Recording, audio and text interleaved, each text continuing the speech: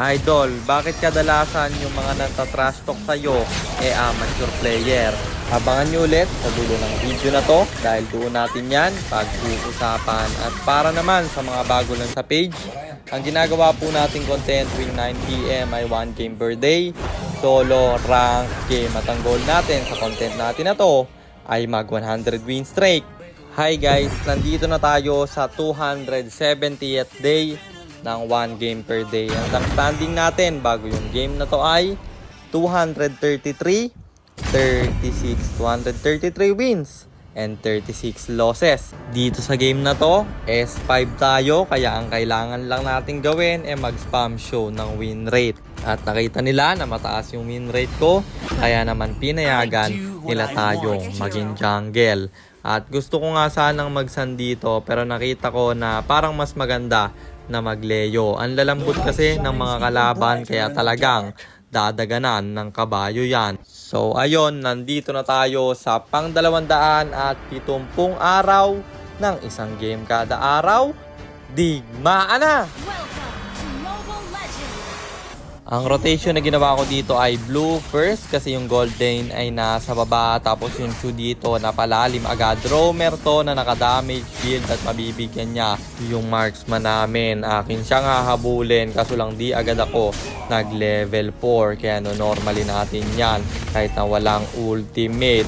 At nung namatay yung Layla ay nag-level 4 na, kaya papasukin natin yan sa loob ng torre at 2 assist ang ating nakuha doon. Tapos habang nagbo-blue ako, may clash na naganap dito, kaya re-respo tayo. Nagkaroon din ng ultimate, kaya hahabulin ko na yan. Bagsak yung retry holder nila, pero yung zilong ating papalagan. May respo gagawin, yung pakito ang problema. Na-stun tayo, kaya pati ako ay mamamatay doon. Buti na lang hindi agad binurst yung turtle ng mga kalaban at umabot pa tayo, kaya tayo pinagsimula ng turtle na to. Mazo-zone out pa ng pakito, pero siya yung unang babagsak at makukuha natin yung first turtle doon. Pero yung zilong hindi pa tapos. Ang kunat niya guys, grabe lumayip skill, kaya inoutan ko na kasi baka ako mabigyan pa. Tapos sa gitna ang lalim ng savior nila, may flicker kasi siya, pero aabutan pa rin naman kasi yung kabayo na to ay sobrang bilis. Mabibigyan natin yung savior doon, tapos tumiretso tayo dito sa second turtle na aking sinisimulan. Yung retry holder nila ay kakabuhay lang, pero mukhang ko-contest pa rin kahit wala yung jungle. Chu dito bumivision, sisipain yung pakito habang ako tamang burst ng turtle para hindi na umabot yung jungle. At nakuha natin yung first turtle doon, pero namatay naman yung pakito namin at babasag yung zilong, kaya nireactan ko na at papalagan pa. Mamamatay siya, pero mababasag niya naman yung torre namin sa taas. Tapos siyempre hindi tayo papayag na walang bawi, kaya binasag ko rin yung torre niya. Sabay diretso sa third turtle. Walang masyadong nangyayaring clash kasi ako yung umiiwas, tamang farm lang, kaya puro turtle ang nagiging clash. Nakuha ko yung third turtle doon at patay pa yung jungle nila. Tapos yung zilong dito napalalim sa baba kasi nakipag 1v1 sa marksman namin. Mabibigyan yung zilong doon at killing spree na tayo. Tapos yung Layla dito napa-flicker out at tayo'y nagulat kasi biglang apat yung mga kalaban. Tinitipihan tayo ni tropa doon, double kill para kay Chu at habulin natin yung dirot dito kasi low HP siya. Sabay binalikan ko yung torre at binasag kasi ang lalim ng silong dito sa baba. Mamicrohan pa tayo pero masyado kaming marami, kaya wala ka ng kawala bro. At bagsak yung dalawa nila, kaya naman yung Lord ay aming sisimulan. Binurst na rin ng aming marksman, wala yung retry holder, kaya naman yung first Lord ay libre naming makukuha. Tapos dito yung Chu biglang sumulpot at sinipa tayo. Buti na lang may respo yung kampe, siya pa yung mabibigyan na tayo mag-aabol sana, pero may flicker out yung Layla. At buti na lang na micro natin yung skills ng Kirot at Silong doon. Bagsak yung dalawa namin, pero dalawa rin ang napatay sa kanila. At na-def ng kalaban yung Lord ng madalian kasi nga may namatay sa amin doon. At sa gitna may nagaganap, may wind of nature ako dito, pero hindi kinaya yung damage at life steal ng zilong doon. Dito naramdaman ko na talagang marurunong na yung mga kalaban kasi tingnan nyo na wiped out nila kami at pwede nila tong irekta, pero mabubuhay rin naman Kaya ang sabi ko sa kampi ko ay Lord na lang. Pero yung Chu dito talagang pinipilit kaya nabasag niya yung second tower sa gitnaan. Sa sobrang asim niya, nabigyan siya doon. Kaya kulang sila ng dalawa sa turtle na to. Ibe-burst na rin namin mid lane at roamer yung wala sa kanila pero ko-contest pa rin at na-zone out ng Hilda. Kaya naman yung Lord ay aking makukuha. Tapos Zilong dito nakipag 1v1 sa Pakito at Pakito yung babagsak. Kulang kami ng dalawa pero sa kanila ay dalawa din at pinalagan ko yung Dirotito kasi ibe-burst niya yung turtle at hindi ko kinaya. Hindi ko maintindihan kung bakit hindi ko kinakaya yung mga item ng kalaban. Nag-try kasi ko guys ng Sky Piercer at tingin ko hindi yun effective. Mas effective talaga yung dati kong item kasi nagugulat ako.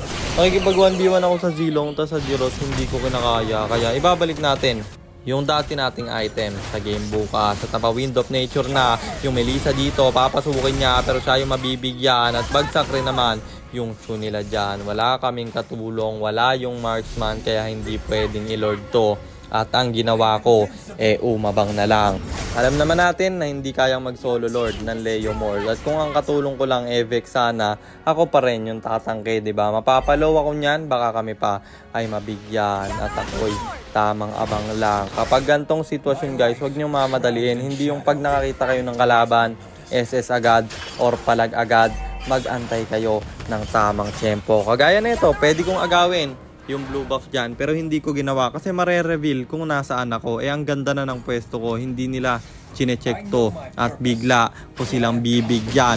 Dito pwede na rin ako mag-SS at hindi ko siya nirespohan kasi Layla ang aking nakita at mapapatay ko siya. Nagalit nga yung Pakito dito kasi hindi nga ako rumespo pero mas maganda naman yung naging kapalit kasi marksman yung nakuha namin. Tapos yung Zilong dito hinahabol ko pa, nananakbo siya at aking aabutan. Bagsak yung dalawa nila, sa amin ay isa kaya yung Lord na to pwede naming makuha. Nawawala yung retry holder at ayun zinone out ng Hilda, mabibigyan siya at yung Lord ay aming makukuha.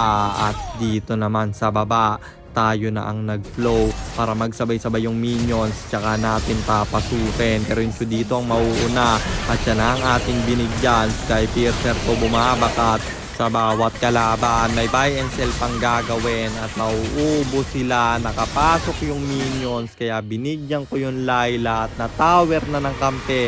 Kaya panalo ulit tayo pre at ang standing na natin ay 234-36. 234 wins and 36 losses. At Legend 1 full stars na tayo. 2 win straight na rin. Kaya 98 na lang ay 100 na. At sagutin na natin yung tanong ni Idol. Bakit nga daw ba halos lahat ng nantatrash talk sa akin mga amateur? Hindi ko alam kung ano yung pinaka-exact na dahilan kung bakit sila galit sa akin. Ang tingin ko lang nayayabangan sila. Kasi sa akin guys, achievement sa akin yung makatalo ng high stars, ng amateur, lalo na ng pro player. Kaya ipinopost ko yon. At syempre nilalagyan ko ng angas. Kaya siguro sila ay nayayabangan. At hindi yan may iwasan. Yan nga nagpapaganda sa ML Syempre pag nakita nila na ako yung kalaban, magfo-focus sila. Kaya mabibigyan ko kayo ng magandang laban. At yung mga nagsasabi na kapag kalaban ko daw pro player, hindi nila sineseryoso. Guys, sa tingin ko sineseryoso nila. Kasi alam naman nila na mapopost sila kapag tinalo ko. At hindi naman ako kagaya ng iba dyan na ibang IGN yung gamit, 'di ba? FB page Kapitan Jer nga nilagay ko para alam nila na ako yung kalaban nila at seryosohin. At yun lang, sana nasagot ko yung tanong mo Idol at sana rin meron kayo natutunan sa content natin na to. At kung meron man, paki-share lang. Then after nyo i-share, mag-comment na rin kayo ng pa-shoutout para ma-shoutout ko kayo sa mga next nating content. At i-comment nyo na rin ang inyong mga katanungan kasi baka malay mo sa next nating content, comment mo naman ang mapili ko. At kung nagustuhan mo naman yung item at emblem na gamit ko sa game na yon, yan yun. Nag-try ako ng bago, Tough Boots, Sky Piercer, Thunder Belt, War Axe, Sea Halberd, Immortality, and then Rose Gold Meteor pang buy and sell. Pero tingin ko hindi effective. Mas okay pa rin yung dati, yung nasa baba pre. Yung Tough Boots, Thunder Belt, War Axe, Sea Halberd, Malefic Roar, and then Immortality, tas Rose Gold Meteor pang buy and sell. Yon ang mas tingin ko mas effective. At yung emblem naman natin, Agility, Season Hunter plus Quantum Charge. At syempre Retribution kasi jungle tayo doon. At para naman sa mga gustong magpapilot ng ML account, mag-PM lang kayo guys, nagre-reply ako. At syempre may bayad yon. Kahit hanggang anong rank pwede nyo ipapilot, kahit anong hero pwede nyo ipaspam.